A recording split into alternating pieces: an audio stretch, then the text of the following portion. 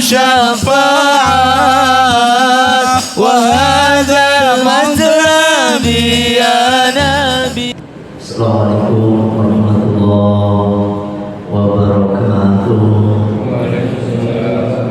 Alhamdulillahirabbil alamin. Wassalatu wassalamu ala asyrafil anbiya'i wal mursalin sayyidina wa maulana Muhammadin wa ala alihi wa ashabihi ajma'in. Amma ba'd. Lillahi ta'ala wa li syafa'ati rasulillah wa bi rahmatil awliya ila yaumil qiyamah wa bi rahmatil nabiyyin amin. Wal nazalina nazalna min al-qur'an wal mufassirin muhaddits wal muhaddithin Imam An-Nawawi Malik Syafi'i Imam Ahmad bin Hanbal Zubair Jamal ulama Sufyan al-Muhaqqiqin khususan min ahli Sayyidina Syaikhul Qadir Jilani wa Sayyidatul Syuhada Sayyidi Sa'id al-Basri Junaid bin Sayyidi Syekh Muhammad bin Sabari qaddasallahu sirrahu al-azim sallallahu alaihi wa sallam sanadun dari sadri wa sallallahu alaihi wa sallam Muhammad bin Muhammad al-Ghazali al-Usuli mufaqqih min silsilati wa al-akhdin an Sayyidi Syekh Abu Muhammad Asnawi wa Sayyidi Syekh Abdul Sa'id wa Sayyidi Syekh Qadir wa Sayyidi Syekh Abu Muhammad Awad tanah wa karim tanah wa sahabat baina khususan sirrul ma'rif hadal kitab Syekh Muhammad ala silsilah bin Abdul Aziz al-Malik wa Syekh Muhammad al-Alama Syekh bin al-Hitam baina jama' syekhina wa masyayikh masyayikhina Sayyidi Muhammad Nur Sayyidi Ahmad Salih Sayyidi Muhammad Fazil Sayyidi Abdul bin Zahid Sayyidi Abdullah Fakra bin Sayyidi Abdul Wahid bin Juzuri Sayyidi Mustafa Sayyidi Abdul Amin Sayyidi Muhammad Salih Sayyidi Abdul Salim Sayyidi Abdul bin Sayyidi Ahmad Qurtubi bin Anwar Sayyidi Muhammad bin Sayyidi Abdul Manan Sayyidi Sayyidi Ahmad Asrana Salma Sayyidi Muhammad Munawwar Sayyidi Abdul Fani Munawwar Sayyidi Abdul Qadir Munawwar Sayyidi Ali Masud Rabia Sayyidi Zainal Abidin Munawwar Sayyidi Zainal Munawwar Sayyidi Syekh Muhammad Al-Alama Al-Fadil Al-War Al-Kamil Sayyidi Abdul Mu'ti Muhammad bin Umar Al-Nabil Badani wa Hadratus Sayyidi Hashim Ash'ari Sayyidi Asasam Salari Sayyidi Basmullah Sayyidi Abdul Hamid Masuran Sayyidi Abdul Hamid Jabir Sayyidi Ahmad Wahib Bidang Tuhan Gajah Syarikat Laman Isyadat Jadul Kubra Bahasa Kurni Bapak Ibu dan Bayang Terkarya Bayang Muhammad Haji bin Abdul Qadir bin Muhammad bin Nabil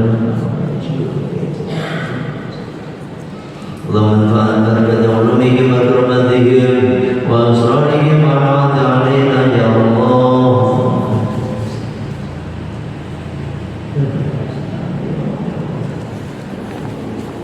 Thumma al-fatihah ila jami'il kubur min ahlina wa ahlikum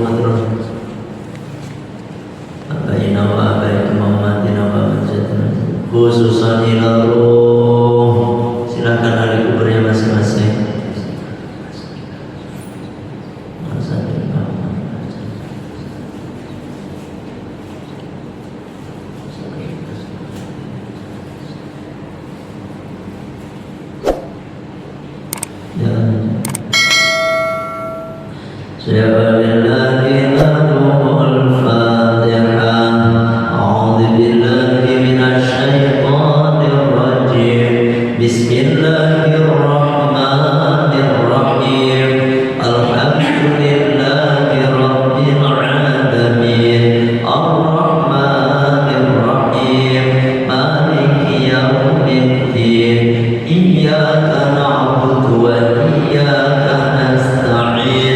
Ihdinash shiraatal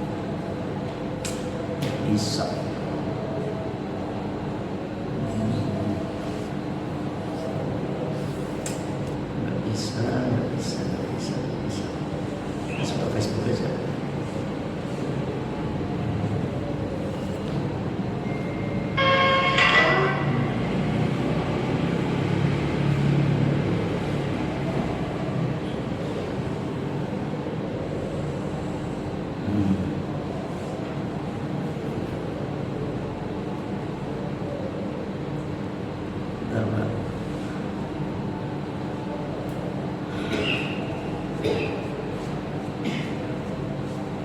Mana tadi?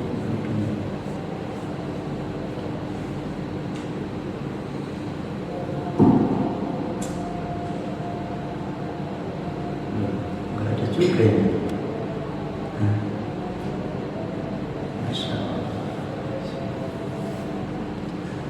Secara langsung ini dia nih. Sebentar, Pak. Bismillahirrahmanirrahim. Kemarin sampai mana? Aduh, sebentar. Mana kemarin? Wakhtaro,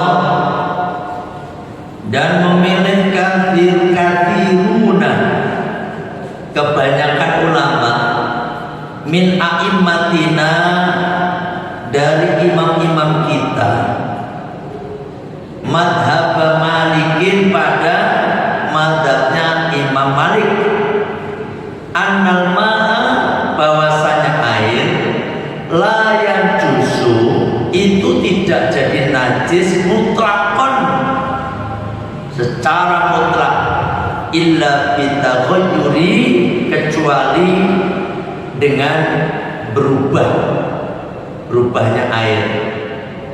Ya, ini kalau madhab kita, Pak, madhab Syafi'i kan udah sama-sama kita pahami bahwasanya air itu kalau banyak, ya, kalau banyak itu, ya, kalau sedikit dulu, kalau air sedikit itu, jika kejatuhan najis, ya, ketibanan najis, maka air itu mau berubah mau kagak itu jadi najis. Ya, kalau air banyak, selama air itu tidak berubah, yakni berubah najis, baik bau, warna dan rasanya, maka air itu tetap suci. Gitu. Cuma sebagaimana yang barusan saya baca tadi di dalam kitab Fathul Mu'in ini, kebanyakan para ulama madhab kita, madhab Syafi'i, ternyata mengikuti madhabnya Imam Malik, yakni dalam madhabnya Imam Malik itu air sedikit maupun air banyak, ya, ketika kejatuhan najis, selama airnya itu tidak berubah, maka air tersebut tetap suci. Ya, tetap suci. Dan ini diikuti oleh kebanyakan ulama, para ulama mazhab kita. Karena memang nggak sedikit susah kan kemarin itu. Dan bahkan di sini ada keterangan wal jari, adapun air yang mengalir, karokitin, itu seperti air yang diam atau air yang tidak mengalir, sama saja. Mau mengalir atau tidak, selama air itu tidak berubah dari kemutlakannya, maka air itu tetap suci. Wafil qadimi, dan di dalam qol qadim, nih qol qadim Pak, yakni pendapatnya Imam Syafi'i ketika masih ada di Baghdad, masih di Irak, itu namanya qaul qadim, qaul yang terdahulu. Ada yang namanya qaul jadid. Qaul jadid itu qaul atau pendapatnya Imam Syafi'i ketika beliau berada di Mesir, ya, di Mesir. Nah, qaul jadid itu qaul baru, Pak.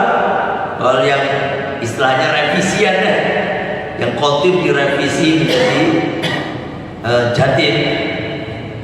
Nah, wafil qadimi pada qaul qadim layan jusu tidaklah menjadi najis qaliluhu oleh sedikitnya air bila taghayyurin dengan tanpa berubah. Ini qaul qadim, Pak.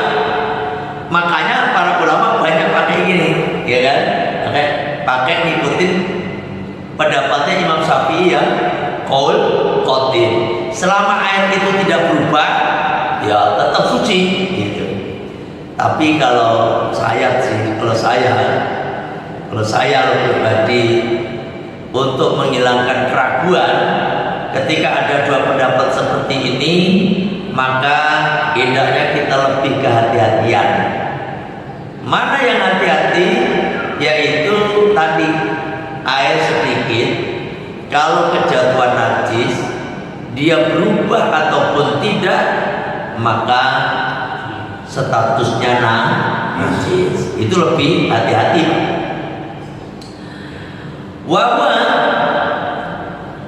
dan adapun pendapatnya Imam Syafi'i ini, madhabu Malikin itu sesuai dengan madhabnya Imam Malik.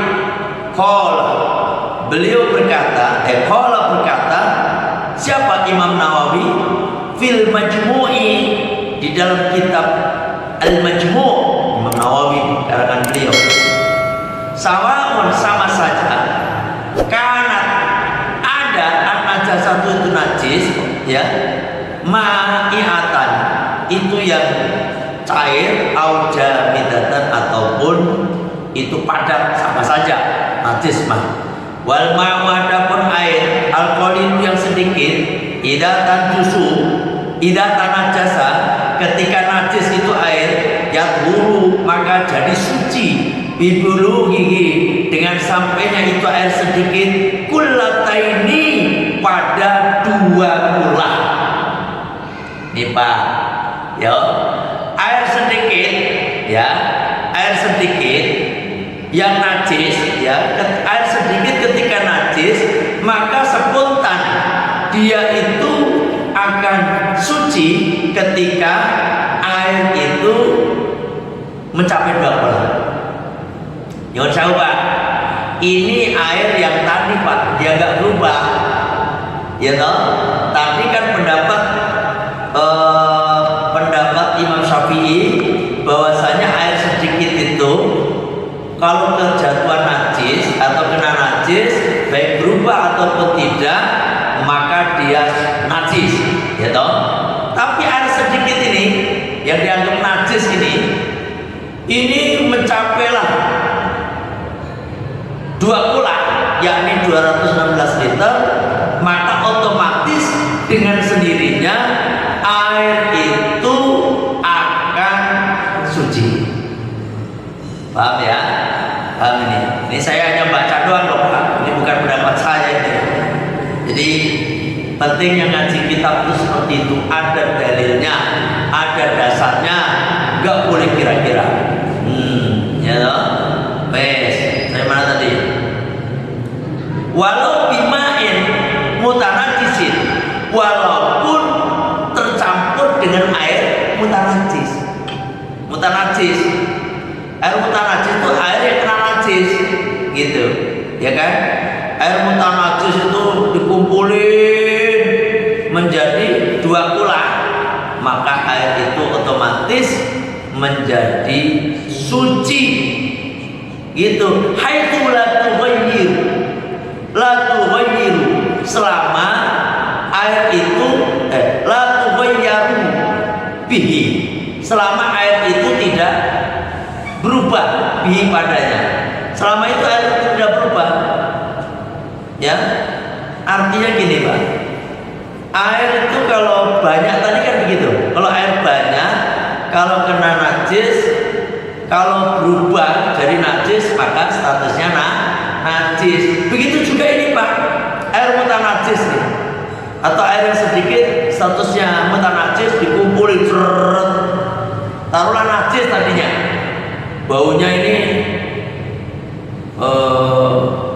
kok kayak bau anjir darah ya, gitu, ya toh? Warnanya ini kok seperti warna kencing ya, gitu, ya kan? Dijilat lah, ini rasanya kok rasa kencing kebo ini ya, nah, misalnya, ya toh, misalnya, wes ini kan najis nih statusnya, dicampur Pak sama air yang sedikit, dicampur, ternyata airnya udah nggak apa namanya, baunya, warnanya, rasanya tadi kok udah apa namanya, kok jadi nggak ada najisnya ya, kayak gitu. Maka selama air itu menjadi dua pola, otomatis air itu suci, gitu Pak, paham ya? Wal kathiru, adapun air yang banyak, yathuru itu bisa suci, bizawali taghayyurihi, dengan hilangnya berubahnya itu air, berubah binafsihi dengan sendirinya. Nih Pak, air itu misalnya ada air ya, ada air banyak tapi najis, 216 liter lebih lah, ya toh. Ini air kan najis nih, statusnya najis, terus didiamkan gitu, didiamkan seminggu misalnya, ya toh, mendem, tiba-tiba dah ini air yang tadinya kuning kencing otak kok jadi bening ya, jadi bening nih, gitu. Atau air ini tadinya bau nih, 10 hari yang lalu ini air bau banget nih, bau bangke nih, tapi sekarang kok kagak bau lagi ya, berarti air ini sudah suci, berubah dengan sendirinya Pak. Syaratnya air banyak Pak, ini air banyak, nah gitu, paham ya ini? Au bimain zida alaihi, atau berubahnya tadi ya dengan air zida yang ditambahkan alaihi atasnya. Jadi gini, misalnya ada air banyak najis, terus sampean tambahin air, digerocok digerocok, sehingga air itu apa namanya, hilang najisnya, baik dari baunya, warnanya, ataupun rasanya hilang. Ini pun air statusnya jadi suci, gitu. Jadi ada satu tadi didiemin kan jadi Pak, nih Pak, pesantren saya itu di Langitan sana itu kuning Pak, kuning, artinya wes pokoknya kalau dipakai untuk nyuci apa baju putih, dia langsung bajunya jadi kuning, ya, langsung kuning, bener-bener itu, masya Allah, jadi krim lah begitu kira-kira, jadi krim, jadinya putih jadi krim, saking kuningnya, masya Allah. Masya Allah, saya pesantren dia satu kamar nggak kurang dari 22 orang satu kamar, padahal kamarnya ukuran 3x3 masalahnya, kecil banget. Duh, tidurnya gimana nih? Tidurnya mah di mana baik. Kamar itu hanya dipakai untuk kitab, lemari itu loh, lemari yang udah dibikinin dari pesantren, satu santri kebagian satu kotak itu, situ aja. Kalau di dalam udah ada orang tidur 3 orang, udah penuh, udah penuh Pak. 3 orang atau 4 orang udah penuh, udah nggak bisa masuk gitu. Makanya tidurnya di jerabah, di jerabah. Yes. Nah ini segitu banyaknya orang, bisa dengan bayangin WC-nya itu cuma 2. Nah, ya kurang lebih itu ya 180 orang. Satu lokal itu WC ini lorong dong ya. Masya Allah. Kalau mau berak ke Bengawan Solo takut dicapet buaya. Akhirnya kadang-kadang kalau kebelet itu di kebun lari sono. Ya Allah, tapi enggak tuh Pak, aneh ya. Pesantren itu begitu. Kok enggak kebeletnya, kok enggak bareng gitu loh. Masya Allah. Mana kalau ada orang berak 2-3 mumpul itu WC-nya Pak. Aduh, baunya. Pokoknya panas lah zaman dulu kan. Makanya sekarang pesantren mah bagus-bagus. Zaman sekarang nggak ada pesantren seperti dulu saya. Makanya orang-orang dulu itu banyak yang sukses ilmunya gara-gara banyak susahnya. Kalau sekarang kan boro-boro, ya kan? Nggak ada susahnya sekarang pesantren mah. Bahkan anak sekarang itu di rumah kayak betah, pengen di pondok. Kenapa? Kalau di pondok dapat duit. Oh, begitu kan, bebas. Ya seperti itu. Air saya kan kuning. Nah kan di bulan pondok selama Ramadan, ketika kita suat kebayai, kan kita waktu Lebaran itu kan suat kebayai, itu kan pasti ngelihat ke kamar mandi. Jeding loh Pak, itu jadi bening. Bukan masalah airnya jadi bening enggak, karena air itu dibiarin. Terus gak ada yang pakai. Itu jadi bening. Yang kuningnya podo rontok mengisor kabeh. Kuning ngisor itu kayak apa dengarane? Kayak lempungnya itu di bawah itu, ya bening. Tapi ini mah gak najis. Ini kan cuma warnanya doang. Ceritanya kalau najis Pak, air najis itu misalnya tiba-tiba jadi bening, bau warna rasanya mah najis kagak ada, maka otomatis dia akan menjadi suci. Atau dikurangi Pak, anhu dari air banyak tadi, ya kan? Wakana al-baqi katsiran, tetapi syaratnya yang tersisa itu masih banyak, yakni masih 2 kolah. Air bau banyak Pak, taruhlah 3 kolah atau berapa itu, tapi bau basin banget nih. Wah, ternyata dilihat ada bangkai tikusnya. Terus bangkai tikusnya diambil, dikuras daerah situ. Sisanya air itu masih 2 kolah lebih. Dicium, oh, udah kagak bau nih. Berapa lagi?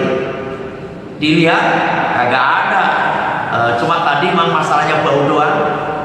Maka otomatis dengan dikurangi itu air yang beberapa ember misalnya, terus air itu jadi nggak ada tanda-tanda najis, otomatis air itu suci. Jadi ada 3 cara. Didiamkan biar air itu berubah jadi suci. Air najis biar berubah jadi suci. Pertama didiamkan dalam waktu yang agak lama, biarin. Makanya kan ada Pak, biasanya air itu, mohon maaf, air dalam perbaikan. Oh, ternyata hanya untuk mendiamkan, itu bisa saja, ya kan?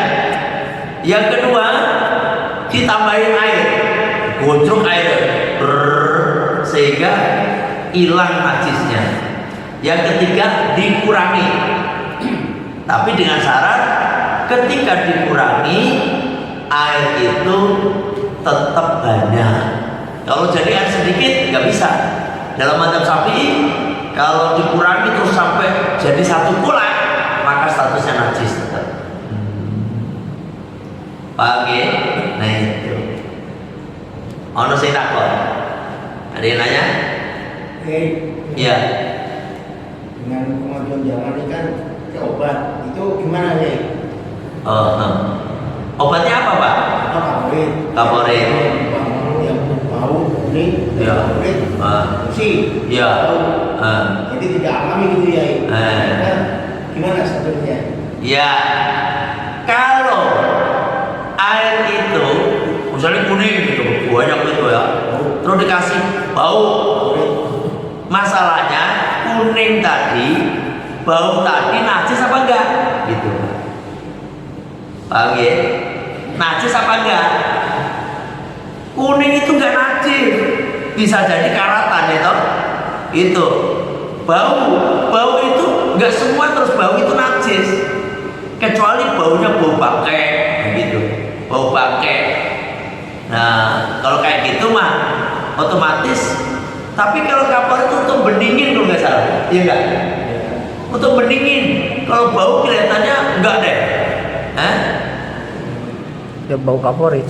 Baunya bau kaporit kan? Kaporit itu tidak najis pak, ora apa-apa, ya kan? Itu pak. Kaporit itu nggak najis, bukan sesuatu yang najis. Obat aja, ya, bukan najis ya. Atau bukan hanya pakai kaporit, dikasih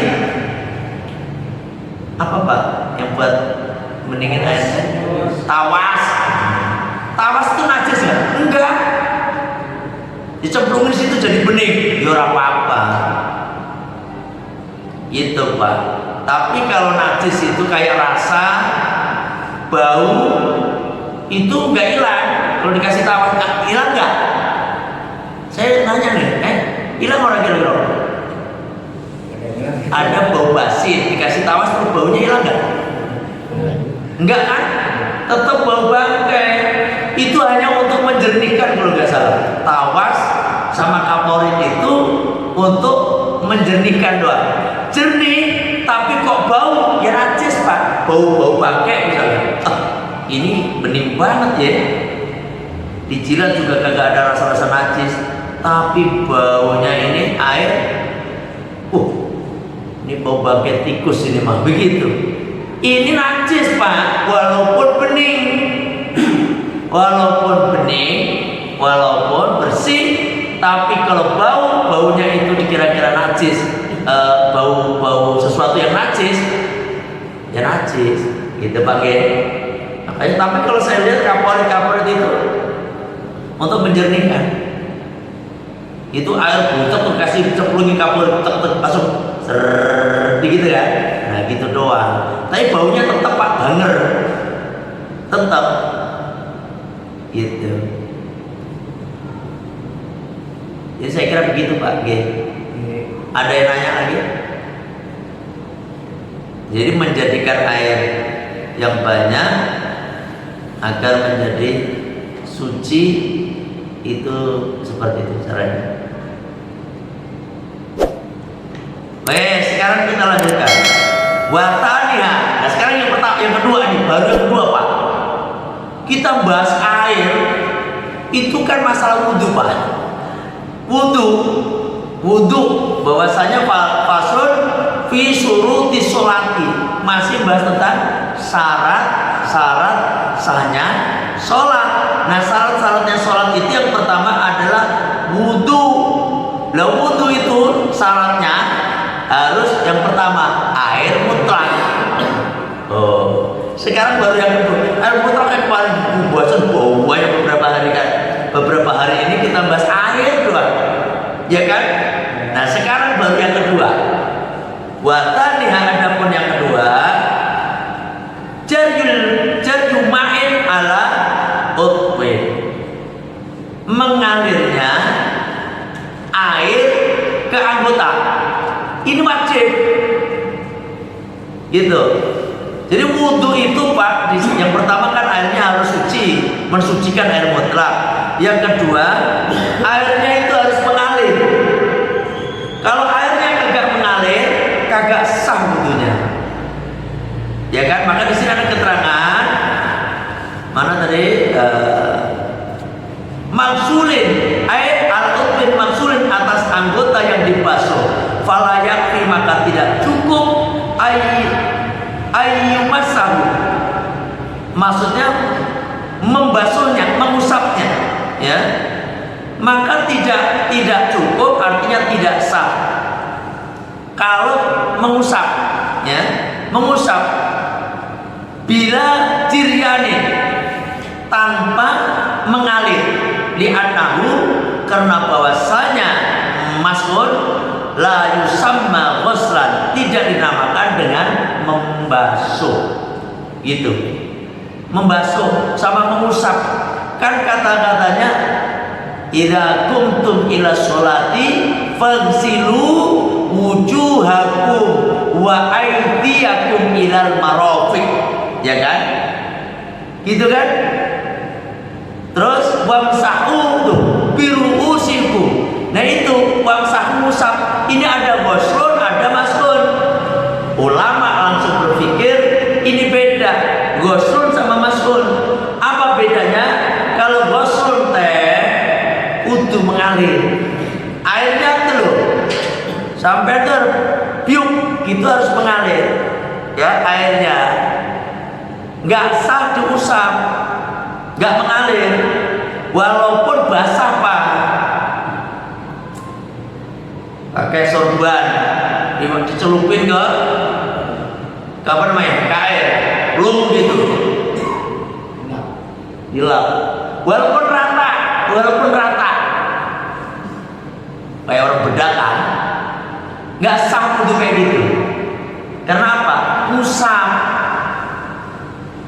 ya, gitu. Jadi kalau mengusap itu nggak memenuhi syarat, harus mengalir airnya, ya kan?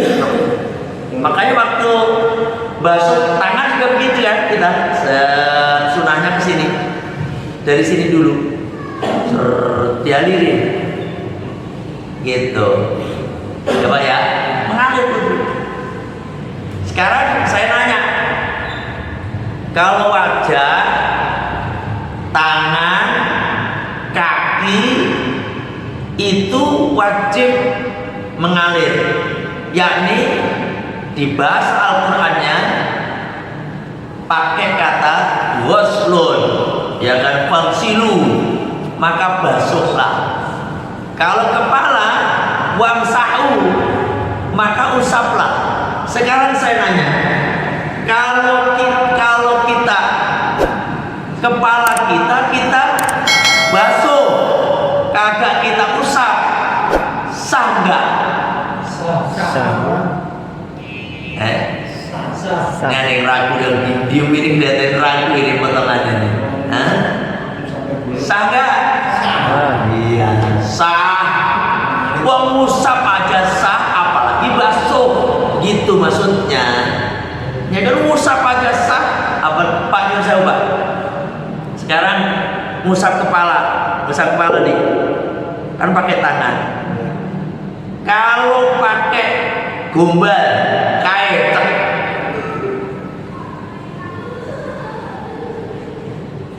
sah nggak? Sah. Sah. Ada yang enggak, ada yang sah, lagi pusing sampai ya. Sah nggak?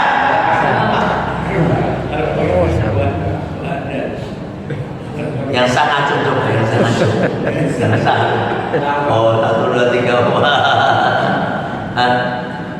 Berarti nggak ngasuh, yang nggak sah. Ini masalah ini. Ketika yang sah nggak ngaco, nggak sah juga nggak ngaco ini. Golput ini mah urusannya ini. Masya Allah. Pak, musab itu pakai apa saja, nggak harus pakai tangan, pakai ini juga nggak apa-apa. Mau sampai nggak pakai tangan langsung kita ada air kocor itu sampai begini, orang apa-apa. Paham ini Pak? Nggak harus pakai tangan. Tangan itu hanya alat doang.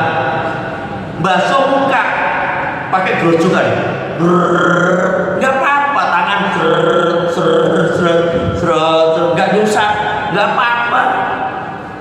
Itu. Jadi pakai ini nggak apa-apa. Yang penting kasih air. Kalau nggak dikasih air, ya nggak sah, nggak ada airnya. Ini jangan salah terima loh teman. Nanti ngusap pakai sorban nggak apa-apa. Wes, kata siapa itu tuh? Bagus tuh, kacau mengajar mah. Gua nggak hancur, nyalain saya lagi ujungnya. Dan begitu angel, ya kan? Ini harus dicelup dulu, set gitu ke air. Ya, ini ngaji fikih Pak, maka harus teliti. Ya kayak gini loh. Kalau bakso itu berarti lebih. Kalau makan pasti minum, gitu toh. Kalau minum belum tentu makan. Kalau berak pasti pipis. Kalau pipis belum tentu berak. Ada nggak nih jemaah Nur yang berak gak pipis? Siapa tahu ada yang berak doang nggak pakai pipis, Nah, pipisnya jangan dihitung. Ini kadang-kadang pipisnya dihitung. Berak BAB 3.000. Buang air kecil 2.000. Nah, akhirnya terus sampai ketika bayar 5.000, terus 5.000. Oh 5.000 itu saya berak. Kan pasti kencing juga udah kepriwe sih, ya kan? Paham nih ya? Jadi kalau udah kencing udah pasti berak. Kalau berak pasti kencing. Itu kalau kencing tuh, ya. Mau nasi kita kono lagi? Ada yang nanya? Sebelum dilanjutkan yang kedua, harus mengalir ya. Kaki juga begitu harus mengalir. Makanya kalau pakai ini sah. Yang penting dialirin. Dilari itu dikit loh Pak, digelojokin loh. Digelojokin, seret. Ini dialirin namanya. Tangan juga gitu, bolongi loh, dibolongi. Makanya dipakai wudhu sama. Gak ada alasan sebenarnya harus tayamum itu. Sampai pergi ke Jawa, saya waktu, kalau sekarang alhamdulillah nggak pernah ada macet nih. Kalau dulu kan macet waktu Brexit itu, ya Allah, bensin 1 liter 120.000. Gara-gara ngantri. Sampai ngalamin nggak tuh? Yang Brexit itu loh. Ya Allah, Brebes exit itu loh. Itu sebelum Palimanan waktu itu toh. Palimanan lagi diresmikan, Masya Allah, banyak orang, ada yang meninggal juga toh waktu itu. Saya udah di mobil saya itu banyak air, kadang-kadang masuk. Dan tiap hari saya 1-2 loh Pak, paling minum segini loh. Nah, itu 2 ditaruh di mobil, air banyak, kayak aman. Saya nanya, habis diminum, bisa nggak dipakai untuk apa? Wudhu? Bisa suci. Suci nggak berubah. Bisa Pak. Iya. Kalau air mustamal itu boleh nggak diminum? Sama boleh. Jadi misalnya habis wudhu Pak, nih, habis wudhu, airnya ditandai, bros. Ini jadi air mustamal. Pertanyaannya, boleh nggak diminum? Boleh. Boleh nggak dipakai wudhu? Nggak boleh. Udah pinter ini loh, khatam ini, khatam masalah air. Ya kan? Gitu Pak. Diminum itu boleh, tapi dipakai untuk wudhu nggak boleh. Itulah air mustamal. Masya Allah. Makanya bahkan kemarin saya sampaikan, kalau sampai ngobatin anak sampean yang nakal bandel, ibunya suruh minum, ibunya suruh wudhu, bekas air wudhunya ibunya tadi diminumkan anaknya, ya kan? Kalau sebelumnya dibacakan Al-Fatihah, Al-Ikhlas, Al-Falaq, An-Nas, Al-Qadar, gitu. Masing-masing kalau bisa 7 kali. Terus baca sholawat, kasihkan minum tuh air. Anak sampean, insya Allah, yang tadinya bandel, insya Allah, ya kan itu salah satu cara. Ya, udah bisa belum nih? Udah. Ya udah. Saya kira sampai di sini ngajinya, sekaligus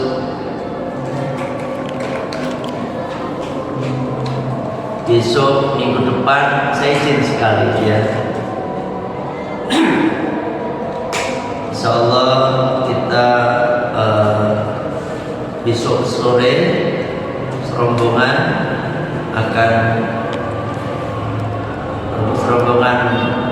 jamaah umroh Al-Fataniyah akan berangkat umroh selama 12 hari ya. Jadi ini pas ini kan, jadi cukup libur sekali dong insyaallah. Gak begitu lama puasa udah pasti. Paling pertemuan cuma sekali 2 kali Pak, langsung puasa. Ya kan? Cuma nanti selama jangan sampai libur lah kalau bisa mah. Nanti seperti biasa biar diisi sama Ustaz Farul Razi. Saya itu sebenarnya banyak ustaz yang bandel-bandel saya. Kalau sampai misalnya nggak cocok, saya pakai ustaz yang lain, yang cocok yang mana, nggak apa-apa. Ya yang pesantren itu ada 5 orang, ya kan? Kalau bandel khotib saya itu ada 12. Karena saya jadwal khotib buahnya apa? Jadi saya itu punya bandel khotib.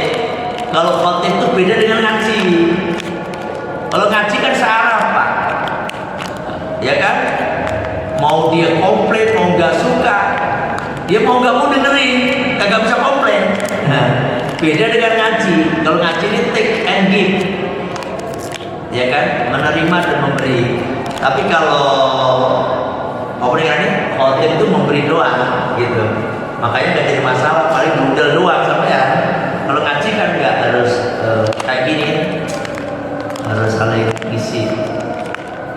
Bagi yang mau nitip Al-Quran, ya, untuk wakaf di Masjidil Haram atau di Masjid Nabawi, silahkan nanti bisa hubungin saya, ya, WA saya. Harganya 50 rial. Saya ngeliat di Google itu harganya yang asli loh Pak, 60 rial. 60 rial. Saya 50 rial. Berapa kalau dirupiahkan? Saya sekarang itu Pak,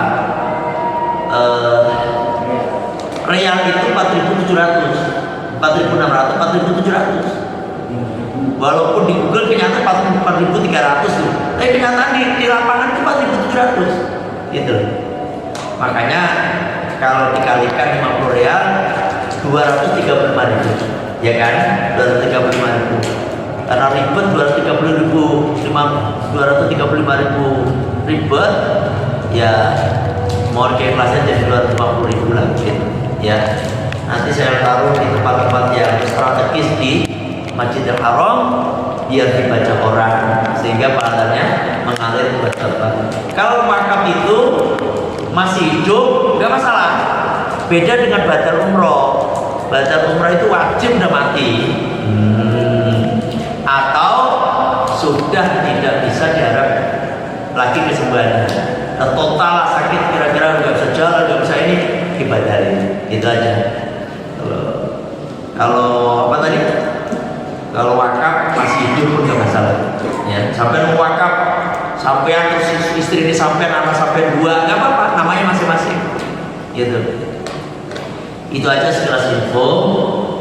Kita tutup majelis kita dengan membaca sayyidul istighfar. Bismillahirrahmanirrahim. Allahumma anta rabbi la ilaha illa anta khalaqtani wa ana 'abduka wa ana 'ala ahdika wa wa'dika mastata'tu a'udzu bika min syarri ma sana'tu abu'u laka bi ni'matika 'alayya wa abu'u bi dhanbi faghfirli fa innahu la yaghfiru dzunuba illa anta astaghfirullahal-azim astaghfirullahal-azim astaghfirullahal-azim subhanaka Allahumma